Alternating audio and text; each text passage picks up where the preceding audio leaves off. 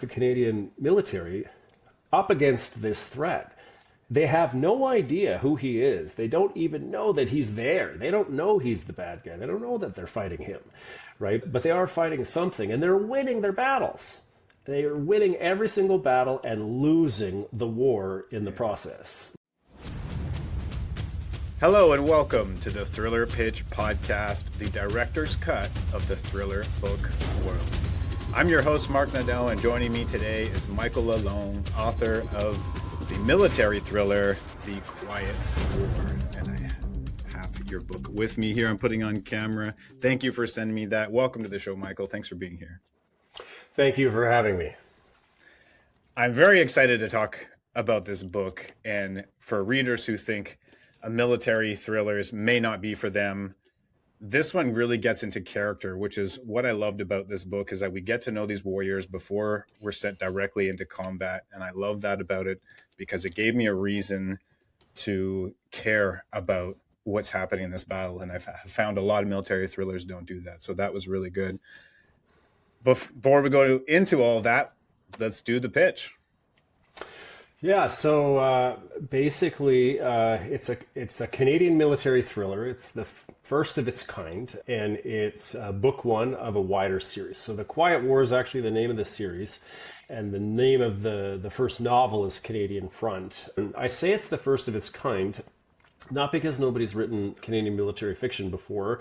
There is actually one more author in Canada, also located in Ottawa, by the name of R.A. Flanagan, who wrote the Kanzuk at War series, which is Canadian military fiction, but a speculative fiction in a near future sort of scenario. So it's a little bit different.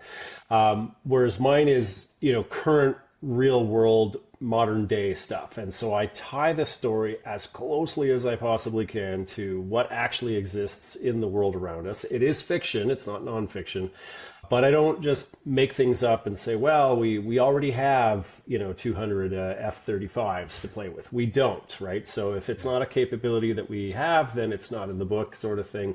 I'm working with what's real. I spent 23 years in the Army as a military intelligence officer, so I had a lot of background and experience in military operations and the planning that goes into them and all that wonderful stuff. And so I took that experience along with, a creative imagination to say, well, what kinds of missions could we do if we had to? And how can I wrap these up in a story that would be fun to read and be engaging? And then, so as I got through that process, then I was left with that problem. Well, how can I justify the fact that we have a Canadian military thriller, not an American one or a British one where, because in the real world, those two countries, or maybe not the British anymore, but certainly the Americans, are engaged in this kind of stuff all the time, right? And people might think, well, we don't do that stuff, and so why would there even be a book about that?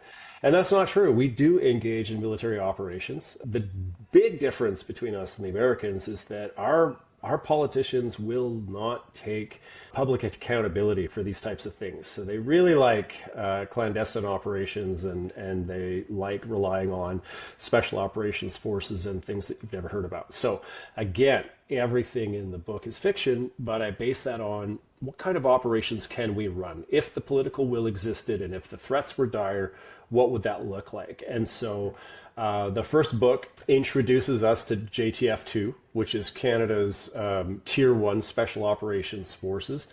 And so to put that into comparative parlance, that puts us right on par with Delta Force, SAS, and SEAL Team 6 or DevGru. And so it's it's every bit a Tier 1 group. It's done joint operations with both the SAS and Delta and SEAL Team 6. So that's the type of caliber that they operate as. They don't get the accolades that they deserve or the recognition. A lot of Canadians don't even know that this unit exists, but it does, and they are some of the very best in the world. And so I introduced this unit, and then I create a problem that they basically have to solve. And in this one, we set the stage for the series. I introduced the antagonist, which is basically, he's not a terrorist. He's something far more advanced. He's brought together a cabal of global conspirators, so Russia, China, Iran, all the typical bad guy countries. And he masterminds a plan to take down the West. And his argument is, let's start with Canada. Everybody, of course, is, all the other guys, the bad guys in the council, if you will, are wanting to go after the U.S. because that's just, that's just the default, right? But my main bad guy says, well, why would we do that, right? Like, these guys are already tearing themselves apart. Why would we go and give them a common enemy to unite around by attacking them directly, which is exactly what happened with 9/11. Let's not do that. Let's go and take apart the Western Alliance brick by brick, and we'll move against the U.S. last, not first. The easy target, Canada, shall be the first target. So we get caught in the story with our pants down. And as you can imagine, Canadian politicians have to grapple with this. And in the first book, you don't really get a sense for the political dynamic because it's just a short book, right? And it's very much on the military side. But in book 2, all the political dynamics come into play. All those frustrating elements that Canadians understand innately because we pay attention to that stuff will be very much front and center in our face. As the threat to Canada increases and becomes more complex, and it sort of evolves from there, right? So that's the idea. And so what we have in the first book is an opening move against Canada. It's just the opener, and you don't really get a sense for what this is until the end, right? And then you're like, oh wow, okay, that's not good. And then the book ends, right? And then when book 2 starts off, we've got the next plank, right? And so this guy, the idea behind our main bad guy is he understands Canada. So it's a different kind of country, right? So chief of paramount for Canadians, and I find this frustrating, but it's a reality, is that our self-esteem is the most important aspect. We have to have our symbols and our national pride, and they have to be differentiated from the Americans. And if we don't have that, we don't really feel like we're Canadians. We don't feel like we're special. And so one of those icons, of course, is our healthcare system. We love to brag about that. We love to talk about how it's the greatest thing. It has its problems, of course. And then what's our favorite thing to do is to compare that vis-a-vis the Americans, right? So we have free healthcare, they don't, they have to pay. Everybody's kind of familiar with that dynamic. So ultimately, the bad guy starts by taking out a major plank of Canada's national self-esteem, just destroys it, overwhelms it, and brings it crashing down. And it's done in a very realistic way, in a way that we've seen happen already before with COVID, except it's not going to be COVID. And then in the next book, he says, now we're going to go after Canada's reputation. We're going to go after how they feel about themselves, how other people perceive them on the world stage. And then the third plank will be, now I'm going to destroy you. I've set you up. I've done all this stuff, and now I'm going to take that one last piece and whatnot. And so in this story, you've got our heroes, the good guys, the Canadian military, up against this threat. They have no idea who he is. They don't even know that he's there. They don't know he's the bad guy. They don't know that they're fighting him, right? But they are fighting something, and they're winning their battles. They are winning every single battle and losing the war in the process, right? Until they'll eventually get an intelligence coup that tells them, oh my God. And now once we start to realize the game that we're playing, we can start to fight back, and then it goes from there. Yeah. Awesome. So when you're writing a Canadian military thriller, to you, what are moments in this book that separate Canadian Special Forces from any other special forces, other than, I love seeing Griffin helicopters and our own weapons and French-Canadian foul language, which I love.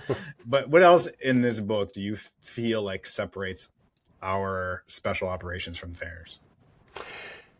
Not much, to be honest. And so, the big takeaway here, and this might sound a little bit disappointing, especially right now in our given political climate and context, but the takeaway is that we have far more in common with our American allies in the special operations military world than we don't, right? We are very, very close, intimately close, and the same can be said with the British and to some degree the rest of our NATO allies. Originally JTF Two was created in 1993 when the government of Canada decided that terrorism was becoming a bit too much of a big deal globally, and was that capability was housed with the RCMP, and so they decided that they would move that capability from the RCMP to the military, and hence the creation of JTF Two. And so they were, in the very beginning, it was like a glorified homemade, SWAT team on steroids, if you will. Yeah. But it very quickly evolved from there to become a full military Tier 1 unit. And so in the beginning, we took a lot of lessons, or they rather took a lot of lessons from the SAS, and the unit was very much modeled after the SAS, and it grew from there. Today, in many respects, whereas we were reliant on training from our allies in the beginning, now we're able to provide training to our allies, right? So if you're familiar with special operations units, you go through the really brutal, very challenging selection phases before you go into train to be a special forces assaulter, which is, a Tier 1 type of guy, which is hell on earth, right? And it's very challenging. Once you get through all that, then you get sent to a squadron in your unit, and selection starts anew. Selection is every single day, which means you have to be at your very best every single day. So I've done a lot of research. I've had the benefit of some colleagues that have been there and have been able to sort of, read me in and things like that. But I couldn't get more nuance than there. So I think, to long story short, I think the biggest differences that you're going to see is not in the unit and how it fights and the culture of it and the weight that these people carry and how seriously and how professional they take or how seriously they take their jobs and how professional they are. The differences you're going to see is in the national command elements, right? How do we authorize a mission? In our situation, it's just so ridiculous that in book 2, I literally create a fictitious method to make it work, because there's a story of this kind would just not be believable without that. And I spell that out very clearly. In real life, this doesn't exist, guys, but in the book, it's here. And so it's here to make the story work, kind of thing. But that's where you're going to see the differences, right? Because we typically do not have the political will to act. Okay. Now, that's a generalization. There will be some times that we do and that sort of thing. But overall, that is the big difference. Whereas our allies, not just the Americans, but our allies writ large, do have the political will to act. And so if you were to talk to, I think, any one of our guys on the ground, they would be very frustrated to say, you know what, we do a lot of really good, really cool stuff, and we make a difference every day, but we can do a whole lot more. Okay. So a little bit of suspension of belief in the politics and the kind of rules of engagement in Canada being seen as a nation of peacekeeping in your books. So, well, the idea of this nation of peacekeeping is just a fallacy, first of all. That's just not true in real life, let alone in fiction or whatever. And I say this to anybody that brings that up, right? So if we want to go all the way back to the beginning of our history, or roughly therein, the Boer War, 1899, Canada sent an expeditionary army unit to help the British fight in the Boer Wars. Then we fought in the First World War, and we were arguably the most effective combat force on the face of the planet in World War One.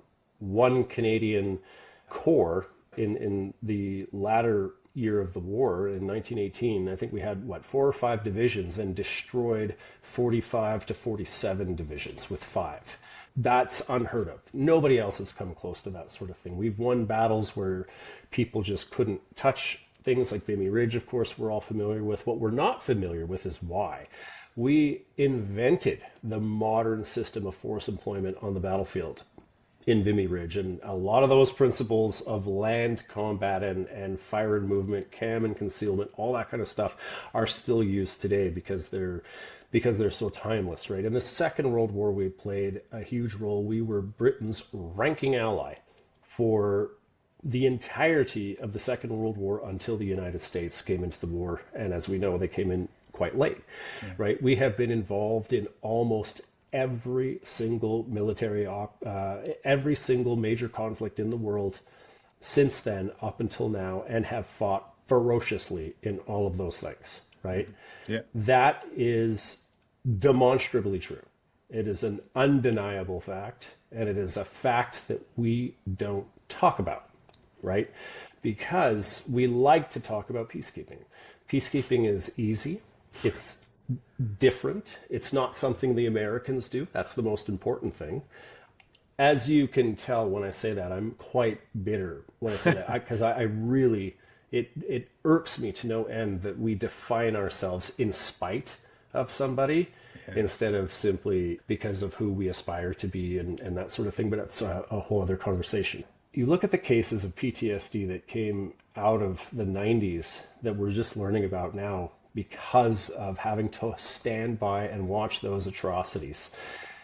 That's not a legacy to be proud of. That is not something that we want to be touting and whatever, right? In my books, there is no room for that. I'm not even talking about it other than to quickly dismiss the myth. Yes, we've done peacekeeping, but I really think that it's a disservice to the country and to all of the soldiers that have come and gone before us and the ones that are currently serving to label it that way. But to answer your question more specifically, the suspension of disbelief, if you will, for the second book is simply, we have a threat that's going to basically destroy our country, and we've started to cue onto this, and we need to react, and we need to do it quickly. That's not something the Canadian government would probably do in the real world, right? In the real world, we would not act quickly and decisively. We would get our butts kicked horrifically, and after a great tragedy, questions would get asked, fingers would be pointed, blame would be shared, and then there would be commissions of inquiry, and then eventually we might start, doing that. And I don't think that that's particularly fun to read about. And so what I did is created a mechanism that will allow the Canadian military to respond in a very uniquely Canadian way. So and the book will explain it as I lay it out. But to anybody who's Canadian, when you're reading it, you'll go, okay, yeah, this would probably be the only way we could actually, respond fast enough to a dynamic threat like this is if we had something like this set up. Okay. And so there's that one little tweak there that just allows the story to keep moving. It allows the ball to keep rolling without falling into bureaucratic ditches that last years and, whatnot and stuff. I keep that stuff to a minimum because one of the things with my books that I pride myself on is the realism. And I stick to that as much as I possibly can. But like all authors, you eventually will come to a fork in the road where you've got reality and the need of the story. And when those two things run in conflict, you must go with the need of the story. Otherwise, you kill your story, and it's just not a fun read after that, right? So there are some, those elements are extremely rare. And so far, the only one that I'm aware of so far is that one that's coming up in book 2, and it'll be pretty obvious to anybody that's reading it. So where did the idea for book 1 come from? And I remember I read in the back of the book 250,000 words down to what we have now. So it's a long story, but so the idea for the Quiet War had been building for 15 years, right? I'd been thinking about it for a long time. I hadn't sat down to write it, but it was just something that was on my mind. I was in the Army, so trying to write about that stuff while serving didn't make a whole lot of sense. I got into politics right afterwards and stuff, so there's always something, right? And now I'm a law student, and I'm about to graduate, hopefully in a couple of months if I don't screw anything up. And then suddenly in my second year of law school, I decided, okay, I'm going to finally sit down and write the damn thing. Don't ask me why I did that to myself. I just like to, make my own life harder for some reason, but I did. And so I thought I was going to have a simple 3-book series. I was going to have the Quiet War book 1, which was all about Canada. And then I would have a book 2 that was about the UK being drawn into the Quiet War. And then book 3, which would have been the US. And then a final book to bring them all together to topple this great big threat. And so that was always the idea all along. And when I finished most of a book, essentially, I had 250,000 words written. and I hadn't even gotten into book three, or you know, what would have to become book three, right? Because I just thought it was all going to be one book, and I was like, oh my God, what am I going to do? Because I've never written a book before, and I was like, okay, you know, and I had to shave off so much stuff, even from that monstrosity, to get it to 250. And you know, I sent it to a professional editor, and she was like, yeah, that's just not going to work, right? This is unwieldy for a first time out. Like, it could be done, you know, if you know, maybe a little later in the author career and stuff. But she was like, you need to cut this, cut this, cut this. And I was so demoralized. I was like, I don't want to cut all these things. And this one particular arc, which was the Belize arc that we see in book one, was one of those things. And I was like, no way, I can't cut that, right? That's a key story to Matt Lyon, who is in fact the protagonist of the series, right? It's not Rocky, it's not Nathan, it's Matt Lyon. Yeah. And it's his story, right? And the Belize story, although he's not in it, is a big piece of him, right? And so I was like, how the hell do I cut that and then still do this? And then I had a deadline because I'd put the book up on pre-order on Amazon, and I was like, I can't miss this, or I'm going to get banned for a year, and so I need to figure this out. And so I decided to take that cut Belize arc and repurpose it as its own story. So almost like a prelude to the Quiet War in a sense. So I took that prologue of the series and I moved it out of the main book. I put it into the front of this new book. I expanded on the story and built it up so that it could be its own story. So it came out of sort of like a last minute panic, because I was like, oh my God, what am I going to do? Because there was no way the main book, and the main book was going to be titled Canadian Front. There was no way I could have that ready in time. So I was lucky because the way the story came out, the cover art still very much worked for the story perfectly, and the title still worked. So I was like, okay, I can still meet my deadline, but I'm pushing out a different book than I thought I was pushing out. And so I took a month and a half in the fall of 2025 to repurpose just that little section, right? And now the rest of that 250, I'm working on shrinking and reworking the story to make it fit with some of the new things that I brought into the first book, and that will be that's that main book that I had been working on all along, which is now titled Alpha 1, which is where we get to see Matt Lyon for the first time on the page instead of, you know, through memories and flashbacks and that sort of thing. And so that was kind of the genesis of it. And so people say, well, what's your writing process like?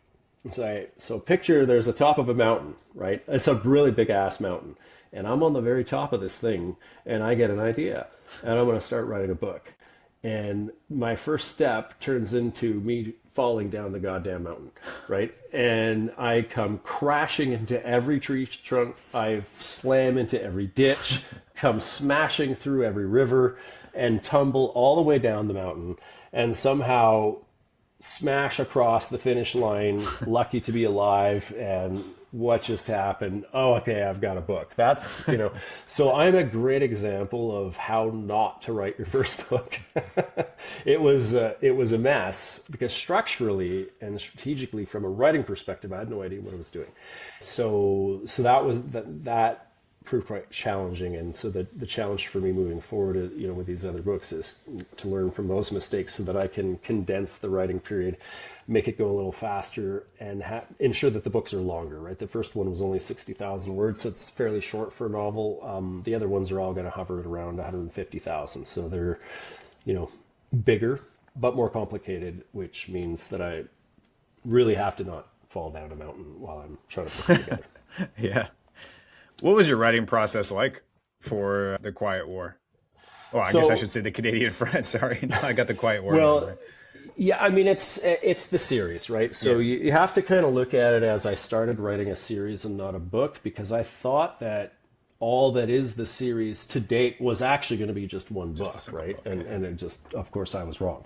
But so I didn't have a process, because I didn't know what I was doing. I'd never written a book before, right? I just had an idea. I had a story, and I thought, you know, that it was a great story, and I thought that I'd be able to tell it fairly well. And so I just, you know, pulled out my computer and started rattling away. But I really didn't know what I was doing. And so I was like, maybe I should try to figure this out, right? And so I'm on YouTube, and I'm Googling or doing a YouTube search of people that are talking about writing process, what you should do, and all this other stuff. And the funny thing about doing that is, especially for when you're a male writing military thrillers that usually or historically have been a very male sort of dominated industry in terms of the readership, right? But that's not normal for book writing and publishing writ large, right? I think what the last stat I saw was 85% of books were written by women for women, right? And so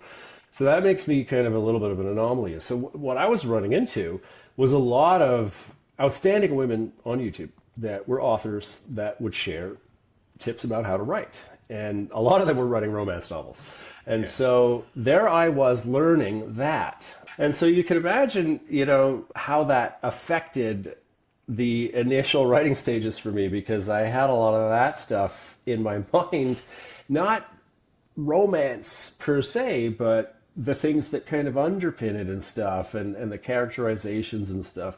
And I was like, after a while, I was like, okay, this is giving me something, right, that was valuable, but I feel like I need more and something different, because I don't know that all of this will be particularly useful for what I'm trying to do.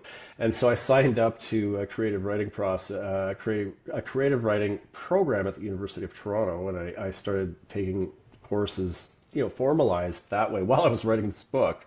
Wow. And started trying, to fill in the gaps slowly but surely. But the really funny thing was that at that point, I think I had about the first 10% of the main book written, which is not anything that you've seen in the first book that's come out. And so I sent that to a friend of mine from that same creative writing class. I asked her to read through it. And she's like, that story's kind of cool, but she's like, why are all your characters romancy like? Like, why do they all feel like that? I was like, oh God, right? I was so embarrassed, and I was like, okay. She's like, every male character is an Adonis, and every female character. I was like, oh God, help me. And so I went back and started fixing that and refining it and stuff. And so all of that is to say, like, it was messy, right? I didn't have a process. But so I don't outline. I did write an outline, and I never followed it. It wasn't worth the paper that was written on. Like, the outline and the story in the outline was just so awful. And, because it's like, for me, it was a forced process, right? I was like, I don't really know. I know where it's going to start and I know where it's going to end, but I don't know how I'm going to get there. Right. And so what I ended up doing is I spent a lot of time on characters. And I think that's reflected in what you were saying at the beginning of the show, characterization. So we're not just seeing a plot forward moving story where it's just nothing but action, but there's people that are perpetuating this action, and the insights that they have, what they're going through or what they're not going through is all important. Right. And so I built all these characters, their personalities, their world, background stories, all of that kind of stuff. I had that all laid out very meticulously. And then, so I'm writing a chapter, and I'm like, okay, I know in chapter 1 I need this to happen, right? And so, for example, when we look at Canadian Front, we know that Nathan is meeting Kira in this chapter, right? And for those people that have read it, for those that haven't, I'll try to keep it fairly bland. But so I know what I want to have happen. But I don't know how it's going to happen, right? And so you have these two characters collide, and I know now how Nathan would behave. I know how he would feel. And the same thing for Kira. And so as I put them in this scenario, I'm like, okay, well, no, if she says that, he's going to react this way, right? And if he does that. And so it starts happening. So I don't really know what that chapter is going to look like until it's done. And it's really fun because it's almost like watching TV, right? I get front row seats to the story unfolding right before my eyes. It's, I don't think, the most efficient way to write, because it's very disorganized, right? And so what's happened is I've created things in chapter 1. Now I need to move on to chapter 2 to follow that up. But those things that I hadn't planned on that popped up because of what I just described, well, they need follow-ons, right? So that could be a chapter that I didn't think I was going to be having to write. And then I write that and I do the same thing, and then that will create more things. And you can see how I get into these 250,000 word monstrosities pretty quickly if I'm not very careful, right? And I think there's inherent strengths to that because I'm not bottlenecked, right? Like I'm not like, okay, well, I've got this little box on a sheet that says this, so I have to stay within that. But wait a minute, now that I'm in it, right, and I'm actually writing, I'm coming up with really cool stuff, at least I think, right there and then. Well, I hadn't thought of that when I was writing an outline, maybe, right? Well, does that mean, well, too bad, right? Like, no.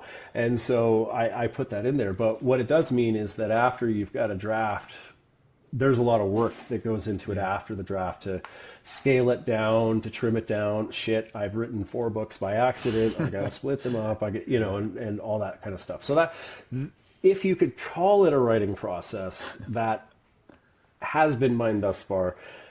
I think I'll still keep using it, but I want to try to adapt it in a way that makes it a little bit more wieldy, so that the post-production part of, all the stuff that comes after the first draft is not as laborious and time-consuming, so that I can be a little bit more efficient in, my output that way. Otherwise, I'm only ever going to write a book a year at this point. So. Or 4 books a year by accident. Well, yeah, but only one will see the light of day, right? Yeah. How many drafts do you go through from? I mean, this might be an anomaly in that you just learned with your first book, but how many does it go through between this is my first draft and now this is publishable? So I actually just answered a question like that on Threads, and I'd said, well, this one was just kind of a one draft wonder and it worked out. But that's not really true in a sense. So if you look at, what I've already described, right? So the book that just came out, like a lot of the premise of the sort of arc of that story was written in the main novel. It got cut. Now I have all that. I didn't copy paste that, right? I rewrote it all from scratch, expanded upon it and made it bigger and put a beginning on it and an end, to make it its own thing. But it was a shorter book, right, at 60 to 62,000 words. And so the structure of the novel, which I think that's where a lot of your drafts really come in, as a new author, is because you totally mucked up your structure and you have to go fix that and fix it and so on. I didn't really have to do that. So because I had already written that bigger monster, and within that monster, in a lot of those chapters, it's not like I have draft 1 of the whole manuscript and draft 2 of the whole that's not the case. Okay. But the prologue, for example, I rewrote that about 20 times. Just the prologue, right? The first chapter of the book that you just read, I wrote it, and then I went back and I was like, I think I can enrich in this and sort of add to it and make this a little more fun. So I didn't really change what was there, but I just sort of put more into it. And so that chapter, I nailed it on the second go, right? Some chapters nail it on the first go, right? So it's hard to say, like I guess in a real sense, I sent my editor a draft and she looked at it. She's like, okay, yeah, good. There's only a couple of things we really need to sort out here. So I sorted that out. It took a couple hours worth of work to do that. I sent it back to her. Is that a second draft? I don't think so, because I haven't rewritten it. I've just tweaked a few tiny little things, right? Okay. And then now it goes into copy edit and all that kind of stuff. It comes back to me to look at. I find a few more little dinky errors, typos, or just some sentences where I'm like, what the frick was I trying to say there? That doesn't work. And so I, just retweak the sentence and send it back. Again, is that a third draft? I don't think of it that way because the changes are relatively minor at that point. But there was sending it back and forth and then into the proofread stage, right? It's just like, shit, okay, there's yet another typo that we didn't see.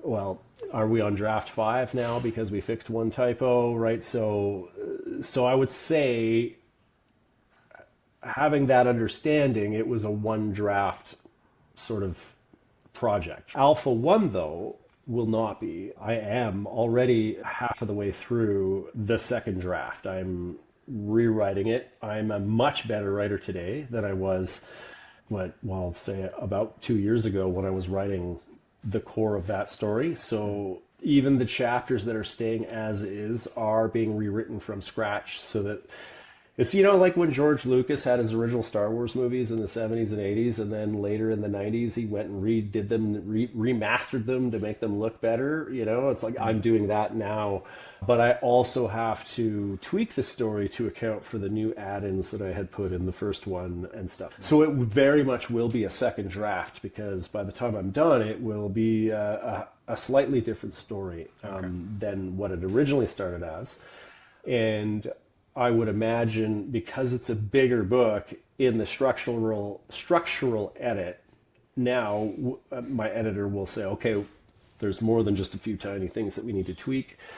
So I would assume that would put me into a third draft. And so I'm anticipating that I would probably be at least 5 drafts for this. So when people are done with this book one, what are you hoping they're going to feel or want when they close the last That's page? actually a great question, and maybe what I'll do is try to turn that around on you by answering it with a question, since you've read the book, right? So when you're done reading the book, what is going through your mind vis-a-vis Matt Lyon? Because as you know, there's a lot put into that book with regards to him, right? So as a reader, you finish that book. What's on your mind in here? And we haven't had this discussion before, so I have no idea what you're going to say, right? So we're really making this up as we go.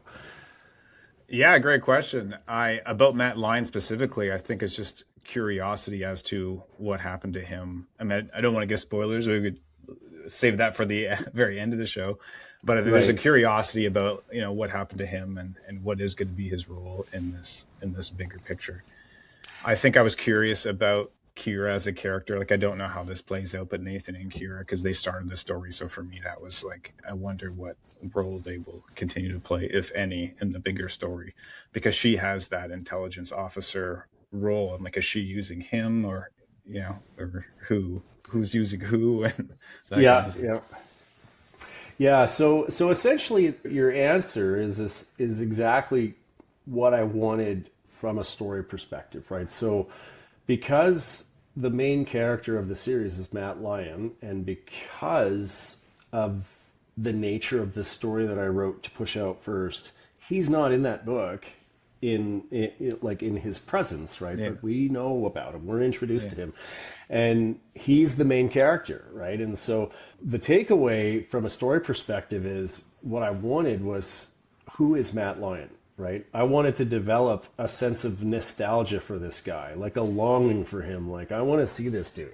We've talked about him. We've said all these great things. We've seen a couple of, possible avenues for darker things. And I didn't know that book 2 was even going to be book 2. I thought book 2 was book 1 and whatever, right? And Matt Lyon's call sign, and, that'll be revealed very early in the first book, is Alpha 1, right? And so by calling it Alpha 1, I'm hoping that I'm just playing right into that, and people are going to be like, okay, yeah, I'm reading this. I want to see who this dude is, and what the heck is going on. Matt Lyon in the first book, even though he's not in the book, is portrayed as the master of war, right? And only a true master of war can manage chaos and make chaos bend to its will.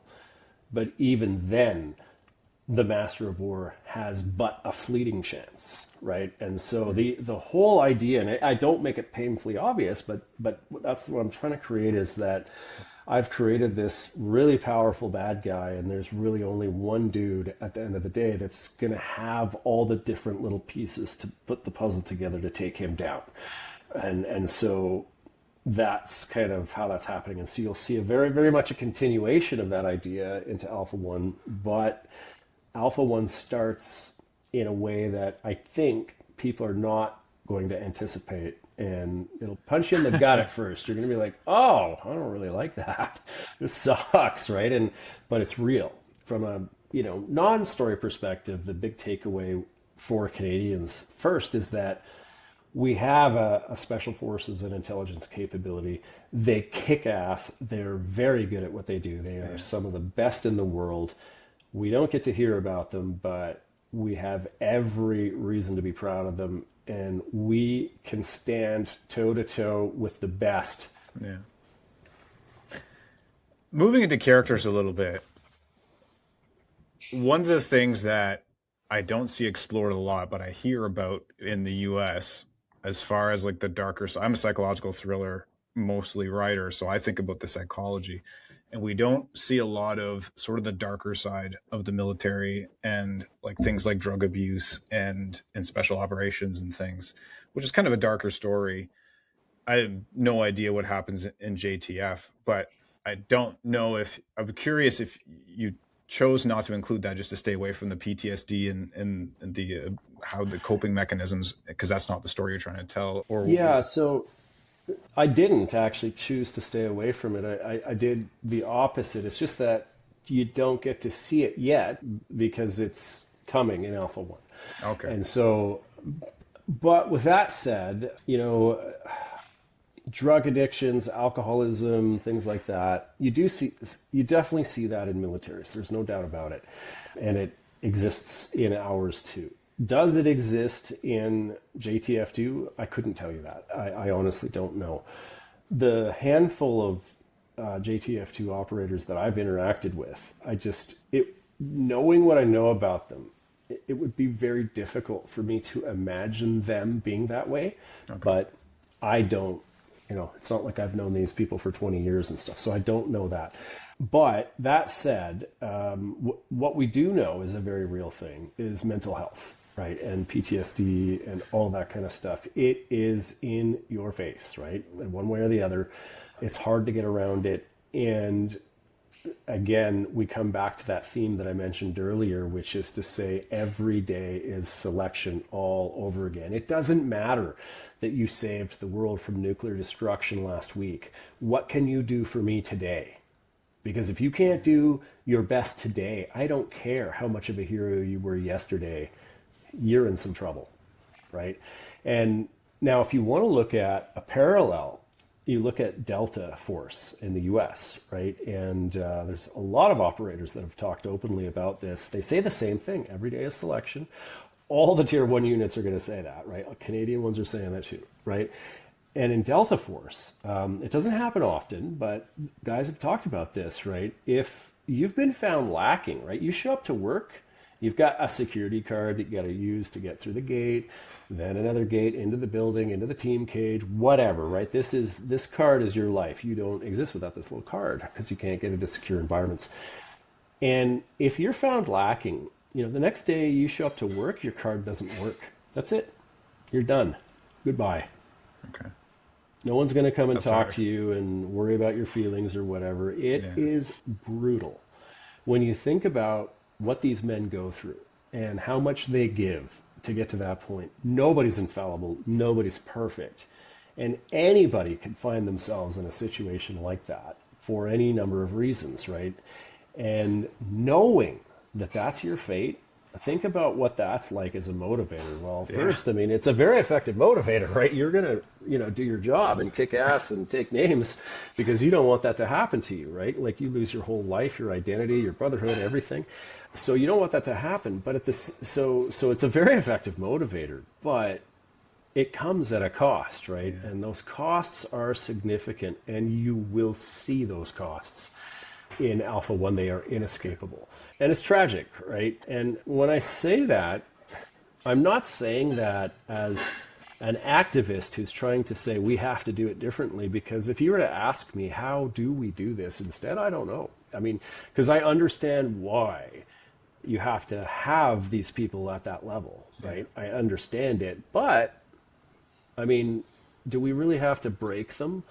We don't see it in the first book just because we're just not there yet. You see the beginnings of it, right? Rocky is struggling because of Matt, right? And the team is too. And is that PTSD? No, it's understandable. It's just a normal human reaction to what's happening at that time. But so what?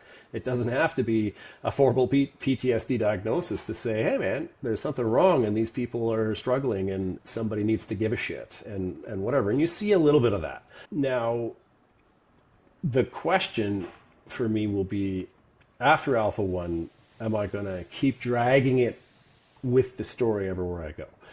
I don't know yet because, how often do I need to do it? I can sort of get it out there, and it's a very real and valid part of the story. So and that was always designed that way from day one, and so that stays that way even through the revisions. But then it's like when we get into book 3 and book 4, maybe there will be different challenges and different aspects that we look at, or maybe that now that the characters have been established in a lot more depth, do I just go more plot heavy and stuff? So I don't have the answers to that, but what I can say is Alpha 1 will, if you thought that there was a lot of good characterization in this book, you're going to see even more of it in Alpha 1.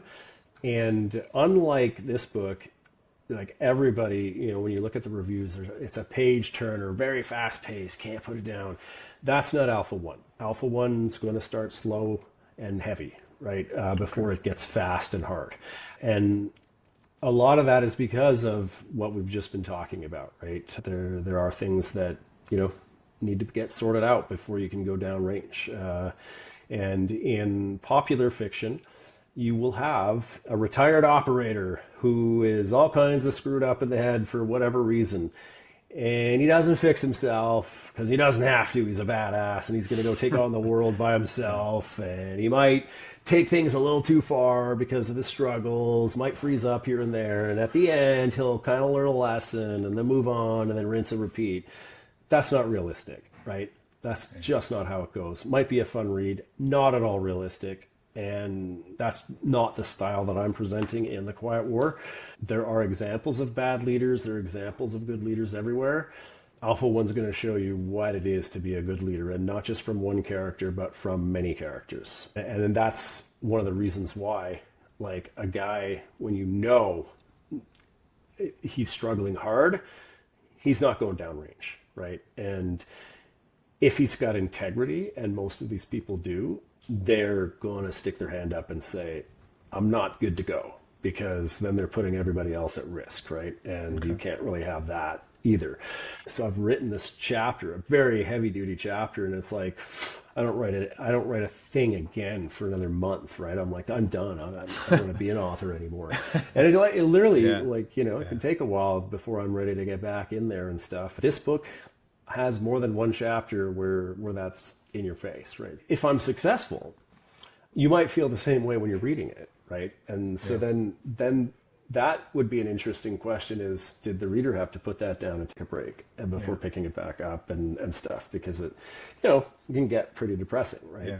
But there's some bright shining stars as much as there are the not so bright parts that basically pull one out of the darkness and stuff. Are you going to put a content warning in your book for the next one with those deep chapters, or you think a military thriller speaks for itself? It's not necessary, because most of it is not necessary, because you're not going to be introduced to anything new in the sense that PTSD is out there, moral injury is out there, right? People know about these things now.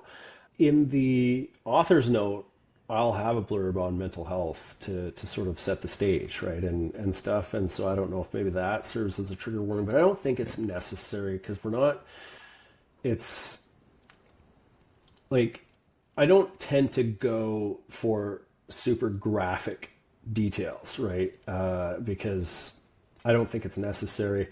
Just like if there's going to be a romantic scene, right? Like, okay, so they hop in the sack. We know that they did their stuff, right? But we're not going to get front row seats to that sort of action, right? Yeah. Typically in a military thriller, that part is cut to next morning, very obviously implied, right, and stuff. But we're not writing explicit sort of material. I'm trying to think of how I can frame it without giving too much of it away, because the central problem behind the darkness there is not something that you get bits and pieces of it throughout, but you don't really get the full idea until we're deep into the story. And for anyone who's read book 1, by the time we get to book 2 and that full reveal, it'll hit you hard. I think hits me hard every time I look at it and write it, but maybe I don't know, maybe I'm just a sap, God help me. Was Hangman your version of comic relief and kind of taking a breath in? A little bit, story. but the comic relief, and you don't see this, maybe you see it a little bit, is Mark Tremblay. You see a bit of it with him, but he really comes to life in Alpha One. He's quite something, and and a lot of it is just the language thing, right? The ability to swear, voraciously in both languages, and stuff, right? And so these are, he's a a senior colonel who starts off as a private, right? He works his way up through the ranks. He's the first Alpha One. He's the godfather of JTF Two, right? He's a a gruff dude, and he commissions, and he's very smart, very strategic, and as good of a leader as you're going to find. But he is not sensitive to things and doesn't give two flying fucks. The things that come out of his mouth are very, authentic, let's say, for him, and they're quite. I think they're quite funny, and so that I think what makes it work with him is that he's really not meant to be a jokester, right? He's a serious character. He's a deadly serious character, but he's still fucking funny. Just because, and I've met so many people in the military that were exactly like that for the same reason, right? Like they were not clowns, but they just were hilarious just because of their, some of their mannerisms and stuff. So, and Hangman was meant to be, Hangman is representative of a young man in the army who is having a blast doing what he does, right? But he's also a JTF2 operator, so he knows when to shut up and get serious, and we see that happens, right? In certain instances, it's go time, and the clown is gone, and it's mission focused and whatever. But this is your quintessential very young man with energy, and he's not to say that he's not disciplined, because you don't get to be there without being disciplined, but he's creative, right? And he's sometimes he gets himself into trouble, but you can count on this guy to deliver at the end of the day, right? He'll piss people off too along the way, but he gets the job done. And the original version, actually, in the jungle sequence, he had even more heroic moments, and very different ones than what you would have seen in this book. And it was quite something, but I just had to take them out because I had to redo this to make it a bigger story. So, for example, Seesaw was not part of that operation in the first iteration when it was part of the larger novel. Fast roping through the jungle canopy in the middle of the night, that wasn't a thing, right, in the original version. And so when I brought all that in, then Hangman was busy doing other things, so he wouldn't be in a position to do some of the other stuff that I had him doing and whatnot. But yeah, he definitely is that, but and by design, a bit of comic relief, but not only that. But the funny thing was, like I said, with Mark Tremblay, he was never meant to be comic relief, but it just turns out that way. But you never know what you're going to get from him, right? Because in one chapter, you could be pissing yourself laughing, right? But in other chapters, you won't, right?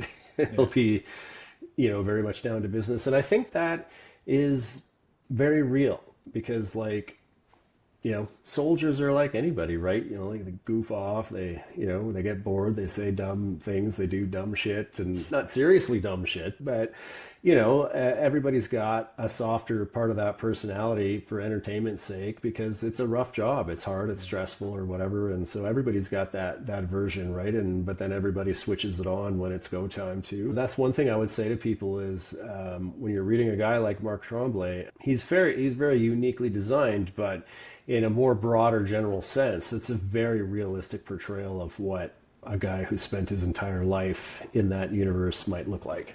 Yeah.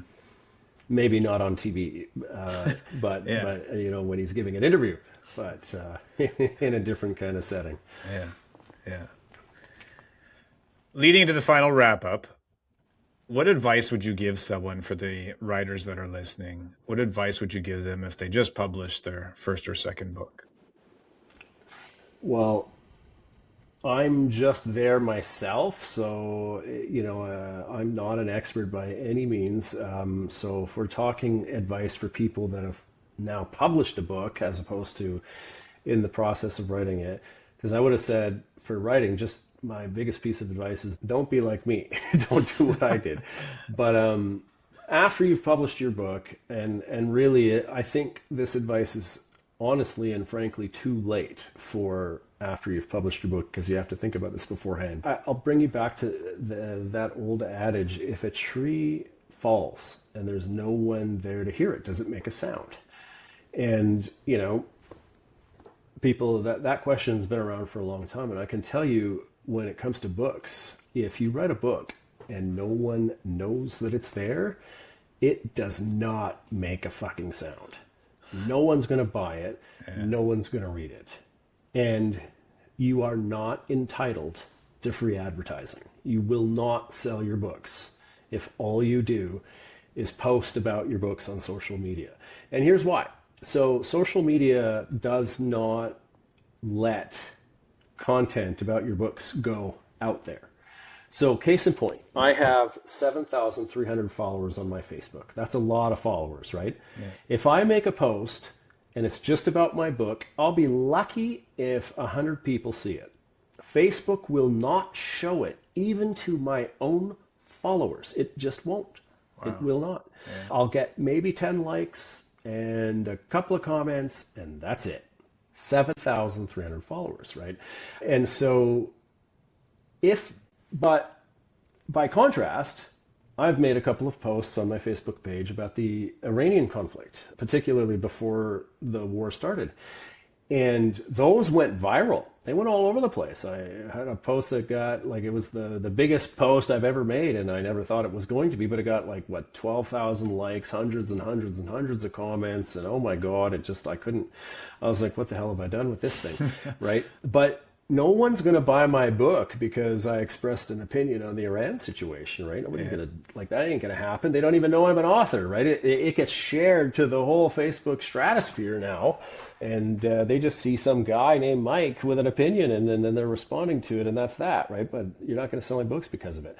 So I'm on these platforms in author communities, and every day I see authors whine and cry all day long. I put my heart and soul into this book. Nobody's reading it. I shouldn't have to be performative. I shouldn't have to do this and blah, blah, blah, blah, blah, blah, blah. Well, I've got news for you. You want people to read it. How many books are being published every single day, especially in the self-publishing universe, right? Yeah. If you don't stand out and people don't know that you're there, they're not going to know to go buy your book. Yeah. And they're not going to know that you're there unless you put some money into it. And it's a sad reality. And I know that a lot of authors don't have that money. They just don't. And that sucks, because if you don't have a lot of money and you don't get lucky with some viral post on TikTok or something like that, and there are people that do, but there's 99% that don't, right? So you're only seeing the ones that do when you're on TikTok. You don't see the fails. You only see the ones that go. So a lot of people are like, why can't I do that? Well, because most people don't do that, right? So you need to go into that with your eyes wide open and be prepared to spend. And there are people that will disagree with me there and say, no, I didn't have to. And that's wonderful if you found a way. But just because you found a way doesn't mean that I can copy you and do it exactly that same way and I'm going to be successful, right? Because every book is different, the genres are different, the readers are different, where they hang out are different, and that kind of stuff. So that would be my advice: is have some spending capacity and self-educate on how best to do this, because it's not easy. It's not straightforward and simple to run an effective Facebook ad. Most of mine were not at first, and I wasted outrageous amounts of money for no particularly good reason. And I think I've figured them out now for the most part. Amazon ads are still a mystery for me. I hired a company to do that for me because I just could not figure it out, and they did it, and they did it well, and it worked. So my book hit #1 bestseller in multiple categories within a week of it being published, right? It did very well, and I've sold over 4,000 copies as of a couple of days ago. The revenue I brought in, thank you. And so the revenue I brought in has been astronomical, to be quite frank. But the amount of money I've spent to advertise has been more astronomical. So I've spent more on advertising than I've received in royalties, right? So I'm still in the hole. Most people are in the hole with book one, and that's normal, right? So that's the other thing, is don't be surprised if you're going to be in the hole. But if you publish a book and you publish book one, it only has 3 reviews, and you might sell 1 or 2 books a month or whatever. Something's gone terribly wrong. It is normal, because people have no idea what they're doing. Like, they might know how to write a book, but once they put it out there, they don't know what the hell to do with it to get it out there. Yeah. So it is the norm, but it's a normalcy of failure. And so if you're in that universe, you have to say something's not right. Yeah. It can't be that your book sucks, because no one's read it yet, so nobody can possibly know that it sucks, right? Yeah. So you know what I mean? Like, let's say you sold a bunch of books and you were getting really terrible reviews, they all really hated it, then you might say, okay, well, maybe I didn't write a great book. But if it's not even selling, right, it can't be because of that. It just cannot be, because there's no way to know that it's no good until people start to read it, right? So that's the advertising part. I think for most authors is very difficult. You know, I was fortunate enough to be in a situation where I could put money into advertising, and honest to God, had I not spent on advertising, that would not have been a best-selling book, and it wouldn't have sold 4,000 copies. So I know that's like a long-winded answer, but that's the thing, right? And even if you're traditionally published, and I'm not, so take what I'm saying with a grain of salt. This comes from research, not from me being an expert. It might sound that way because my opinions are forcefully presented, but the bottom line is, from what I have learned, is that you're some guy or gal, you wrote a book, you sent it to an agent. Most of them are going to tell you to get lost. Eventually someone says yes, maybe, and then they take it to a publisher. They're going to tell that agent to get lost. And then eventually the agent lands a deal. And now, bravo, you're traditionally published, right? But they're not going to advertise for you. They're not going to spend any money, because look at the money I spent. Like, I spent a lot of damn money, right? So they're not going to do that. If they did that for every single author, they would go bankrupt, right? Yeah. So they're not going to do that, because most of their new authors fail too, right? Traditionally published authors, right? Yeah. And I know what I'm saying can sound fairly harsh in the way I'm presenting it, and it's just because I really believe that you got to know this, and if you don't know this, you are going to find out the hard way, and that's going to be worse than listening to a jackass like me being direct in a podcast, right? It's the truth, yeah, definitely the truth. I have a question for you from Cam Torrance. He was the last author on the show. He wants to know, what's the most important characteristic of the Canadian military that we don't know about other militaries around the world, or they don't know about us? The most important characteristic about our military that other people don't know? Yeah. I'll draw back to my experience with NATO here. I was in the military for a long time, right? And I didn't have my first experience interacting with NATO personnel from NATO countries until at least halfway through, right? So I spent years just being a Canadian working with us and whatever, right? And I could see everything that goes wrong, everything that we sucked at. I bitched and whined and complained, just like every other soldier does. It's like every soldier's God-given right to complain, right? And, I was no different. When I became an officer, I did a lot less of that for obvious reasons. So when I started working with our NATO allies, I had no concept at the time for just how big of a deal we are within NATO. Because when you think about it, in NATO, you've got the United States, you've got the Brits, the French, Germany, and now Poland, to a big extent, right? And these are big budgets, big players, and that kind of thing. But then you've got all these other NATO countries, right? And they're tiny, or tiny budgets, even smaller than ours, or whatever, right? And so when I was working at the NATO school in Oberammergau, I was blown away by how far advanced we were as the Canadian military, certainly within the realms of intelligence, military intelligence, compared to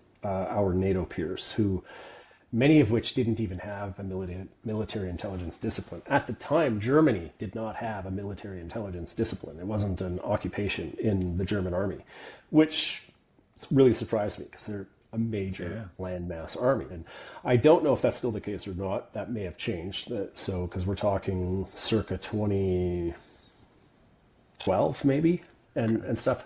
And so that was kind of an eye opener, right? And the other thing that that is different about us, say from, at least from the American perspective, maybe not everybody else, but is because we're smaller, we can't afford to train exactly the way everybody else does, right? So if you look at, say, an American artillery unit on a howitzer, say we're talking about a towed gun, and maybe we don't use a lot of those anymore, but in my day we did. I started off as an artilleryman.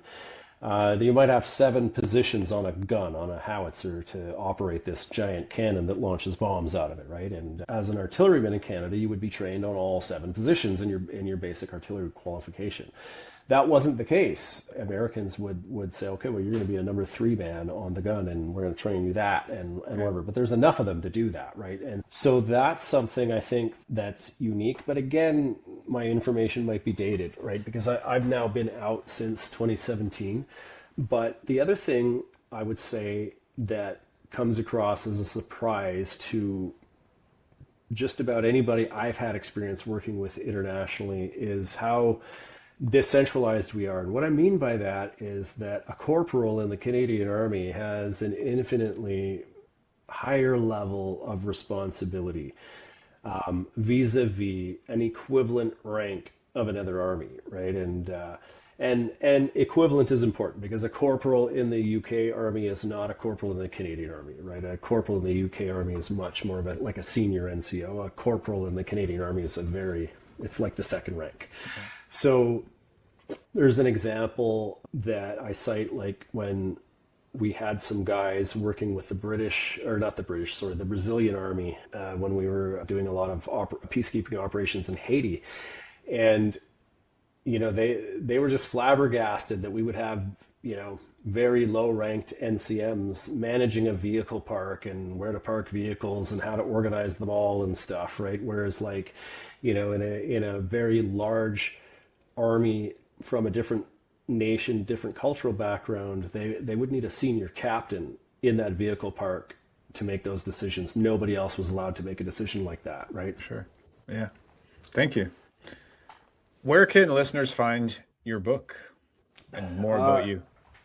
Everywhere right now. If they want to learn more about me, the best place to go is my website. So it's the easy website to remember. It's michaeljlalonde.com, and it'll bring you to my website. It'll have all about me, all the books that are, either out or coming out very soon and or planned. So you'll get to see a lot of the type of stuff that I've been talking about here. In terms of buying the book, so Amazon, of course, is a primary point, and it's available in ebook, audiobook, and it's been professionally produced by a professional narrator, paperback and hardcover, so it's available in all the editions. If you're inclined to Kobo, then you can get the ebook and the audiobook on Kobo. In the Canadian sphere, if you want to buy the physical book and not go through Amazon, then you can get it through Indigo's website. It is not available in Indigo stores. So we're going to jump into a couple of spoiler questions for those listeners who don't want to have the book spoiled. Go grab the book now. You know where to get it. You can check the show notes for the link and then come back and listen to the rest of the show. The ending of this book, was this the original way that you wrote it, where Rocky tells Nathan, go find that, essentially the collapse of the Canadian healthcare system? Is this the vision in the first way it was written? Well, yes, insofar as when I was writing it, knowing that it was going to be its own smaller book, right? But when I was writing that main novel, like I discussed, Nathan and Kira didn't exist. They were created to make this story work on its own, and there wouldn't have been any go find Matt Lyon stuff because chapter 1 starts with Matt Lyon very much there. So the reader knows where he is.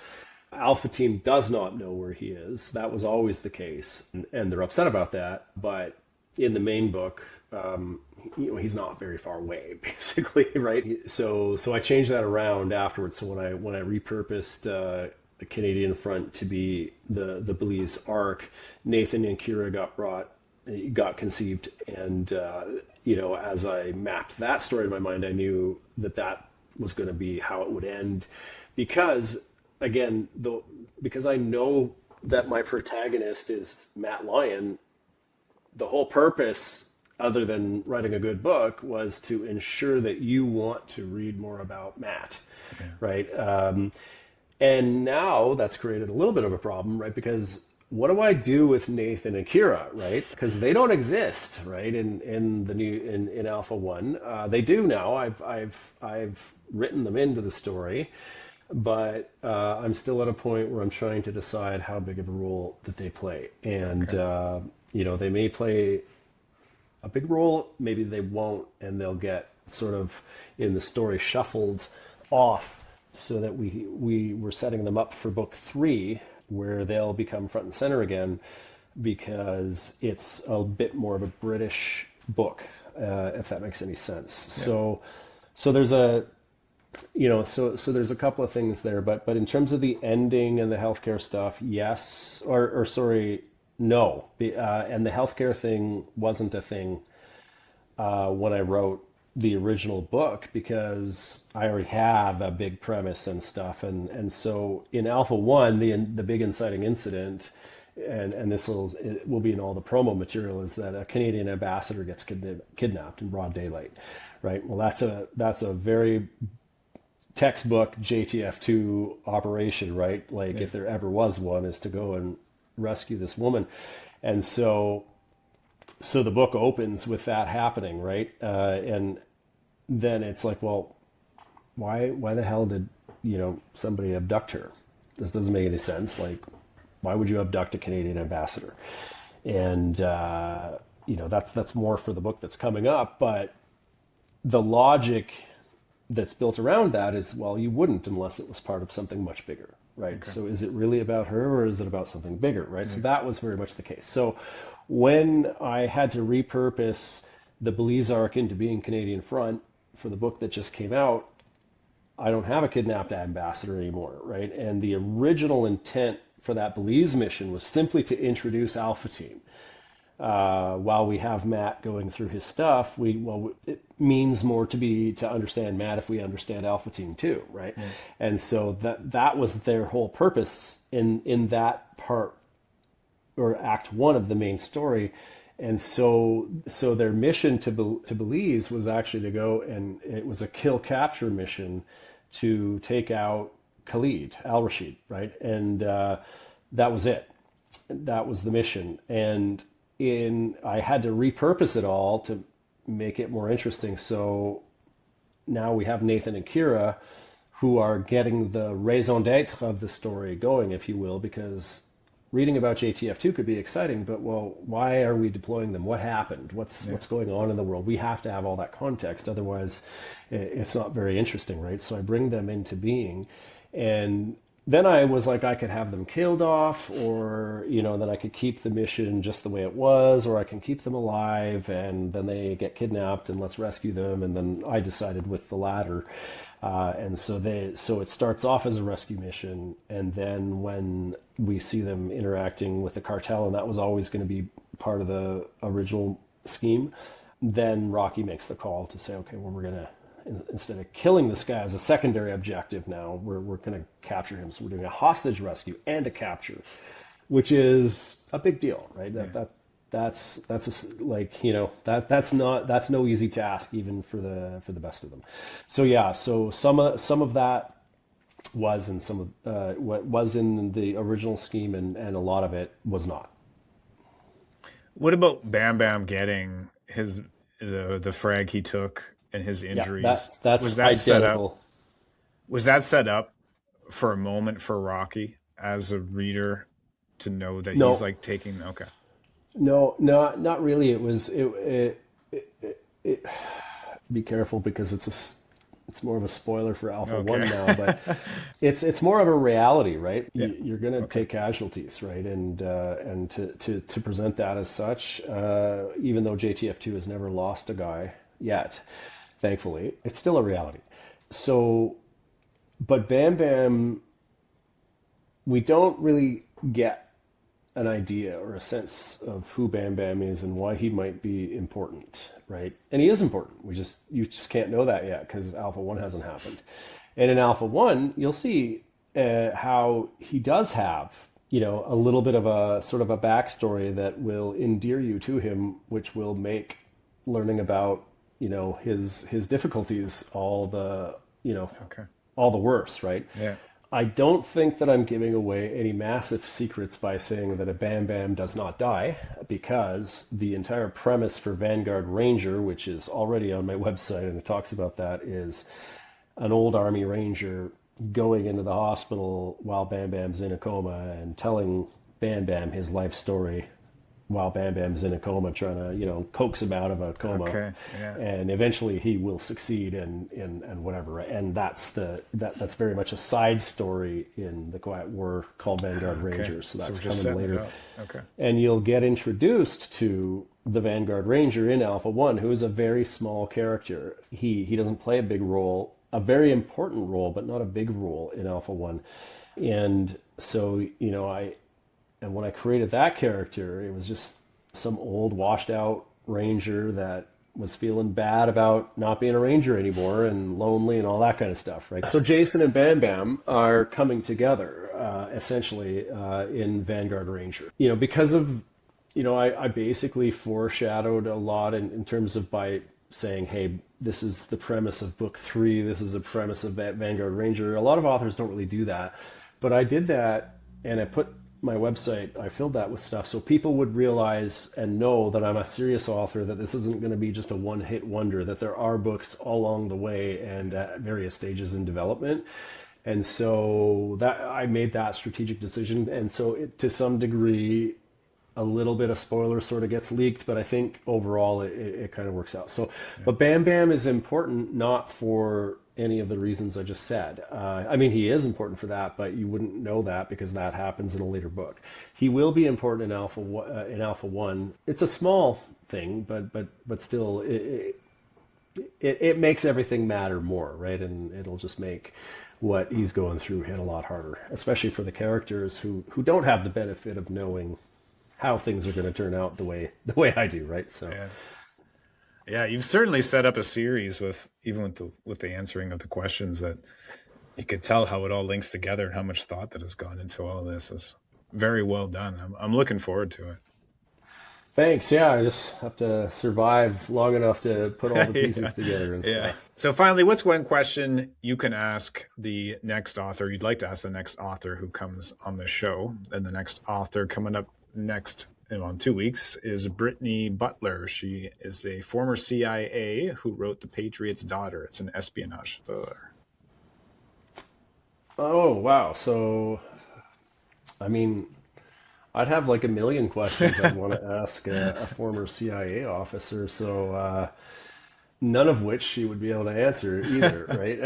I'm just trying to think, because I would really like to understand how a CIA officer or anybody, be it, MI6 or Mossad or whoever, gets into, a nation that is, denied territory. For example, Russia, China, not Iran now, but before the war, right? Like how do you get in there and, stay there and do your stuff? And especially now with, the surveillance state where, especially China, has got like video cameras on like in every single facet of society. So they've got facial recognition, right? So how the hell can you even be a spy and operate in a place like that? Because your face is going to be picked up, right? Yeah. And to what degree has that, changed things? And I would not be surprised if she can't answer that.